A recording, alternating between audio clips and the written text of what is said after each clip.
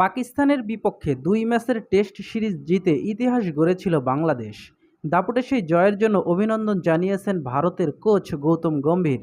একই সঙ্গে স্মরণ করিয়ে দিয়েছেন নিজেদের শক্তিমত্তার কথাও। ভারতের বিপক্ষেও ২ ম্যাচের টেস্ট সিরিজ খেলবে বাংলাদেশ।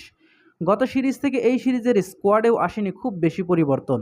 থাকছেন অভিজ্ঞ সাকিব আল হাসান, মুশফিকুর রহিম ও মেহেদী হাসান মিরাজরা। মাঠে নামার আগে এসব কথা মনে করিয়ে দিয়েছেন গম্ভীর।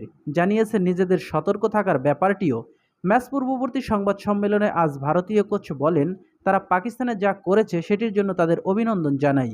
কিন্তু এটি একটি নতুন সিরিজ এবং তারা ভালো ফর্মেই আছে। তবে আমরা ভালো ক্রিকেটটাই খেলতে চাই। আর হ্যাঁ, তাদের সাকিব, মুশফিক ও মিরাজের মতো অভিজ্ঞ খেলোয়াড় আছে, কিন্তু আমরা প্রথম বল থেকেই সতর্ক থাকব। বাংলাদেশকে শক্তিশালী দলই মনে করেন গম্ভীর।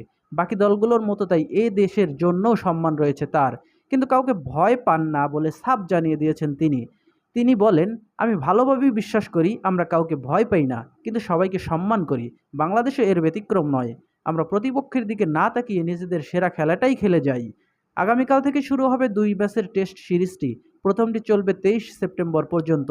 পরের টেস্টটি ২৭ সেপ্টেম্বর থেকে ১ অক্টোবরের মধ্যকারে অনুষ্ঠিত হবে।